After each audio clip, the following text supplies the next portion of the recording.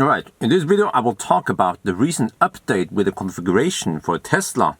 So you probably heard it in the news that Tesla, they simplified the configuration. They always do that by removing some options. Over time they've done more and more of that. In the beginning it was very complex, how much stuff you can choose between. And now they kind of bundle things, more and more things in the same package or whatever, or remove options that you can't choose anymore. So I'm not going to talk too much about that because you guys probably know, but there are mainly two things I will talk about, which is the onboard charger and the roof rack, because they remove that option where you can have the panorama roof in the Model S.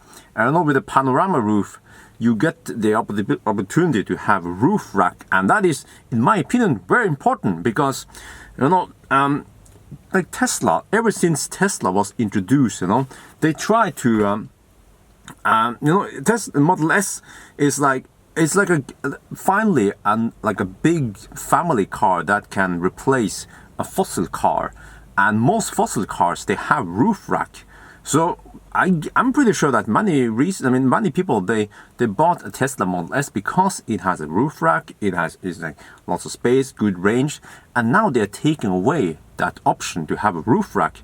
So of course there are like sea suckers or whatever you can have to kind of like put stuff on your roof, but I mean technically it's not what you call it, like typegodkjent, it's not legal to do it, and stuff could fall off in worst case. So having like a dedicated roof rack is the safest and best way to do it. I'm guessing that the reason why they removed that option could be because there's been problems with the panorama roof. Like panorama, I also had a problem with my car, like misalignment in the panorama roof, leakage, water coming in the car and stuff. And I bet Tesla wasted a lot of money on issues for repairs, warranty repairs on the panorama roof. So maybe they figured out that more and more people go for the glass roof or the regular roof, whatever. So they remove that option. But at least what they should do is to develop whatever whatever mechanism where you can legally mount roof rack on whatever car, whatever, if you want the glass roof or whatever option you want, it should still be able to have a roof rack. Yeah, so I mean this video I make is because I want Tesla to see it, and I want also the people to see it, because I think it is possible to change things, right? We've seen it in the past, like lots of people complaining with the version 9 that backup camera couldn't be placed on the top part, it will only be placed on the bottom. Lots of people complain. Tesla, they fixed it. Oh, that's great. That was only a software upgrade. But this thing here, the lack of roof rack is, I'm pretty sure that if they remove the roof rack option, then they will sell less cars. People will be like, ah, shit, we can't have roof rack, like Norwegians or other, I guess, people living in other regions, they want to transport canoes, or they want a ski box, or like I've transported bicycles. I've seen lots of people with bicycles on the roof also. So what are you going to do then? Also especially with the Model S, you cannot have a tow hitch. So that would be, of course, one solution, to put that stuff like bicycle on tow hitch, but you can't put a canoe on the tow hitch, So get that roof rack back again, please. And also, if you guys agree or disagree, please comment on the description. Please comment below, right? And then another thing I also want to talk about is the option for charger, onboard charger. So let me shortly explain to you. Every car, except for this one, no, this is a Honda Fossil, but every EV has an onboard charger that will convert AC from the grid to DC that the battery gets. When you fast charge, supercharge, or use Chargemo, you don't use that onboard charger. You will use whatever charger is on that charging station, fast charging station. But as soon as you go home and charge at your home, or you charge somewhere where there is not a fast charger, then you have to rely on the onboard charger in the car, right? And like until now, okay, in the old days, they had this single charger, 22 kilo, it was the 11 kilowatt charger, and then you had two chargers, the dual charger, and then the car could support 22 kilowatts.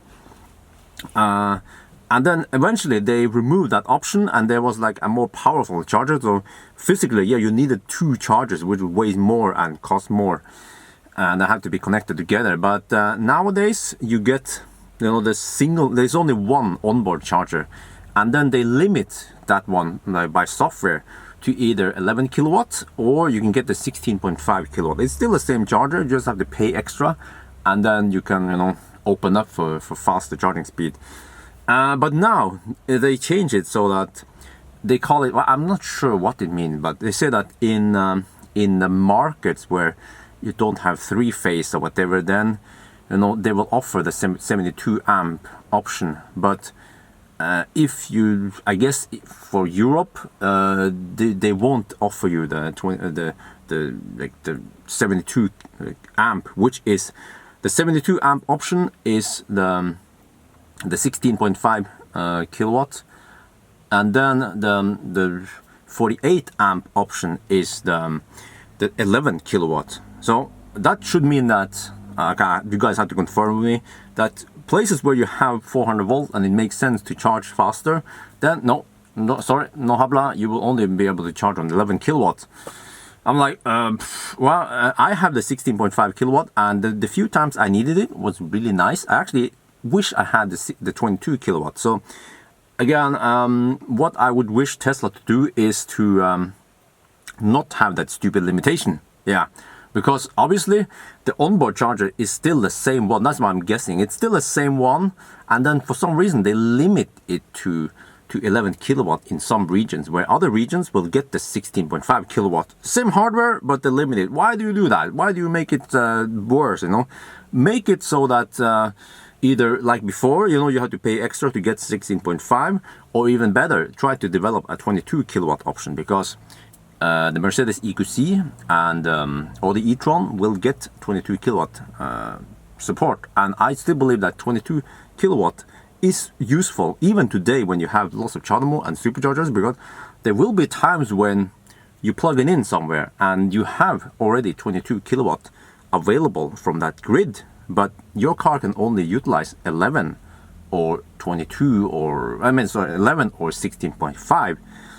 So the difference is that if you, let's say if you have a 100 pack and you arrive at some destination charger, right, in Europe, and you want to charge to full, you might have limited time there or whatever.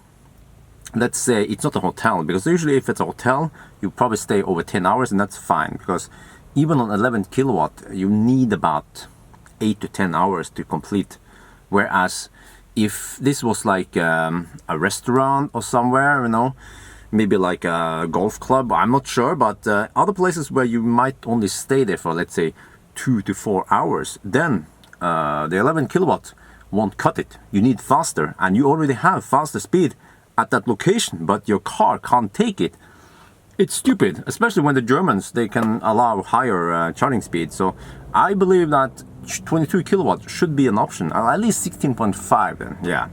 So, all right, I think that was it. That was my rant or my wishes for, you know, to make the car better, or at least not to make the car worse.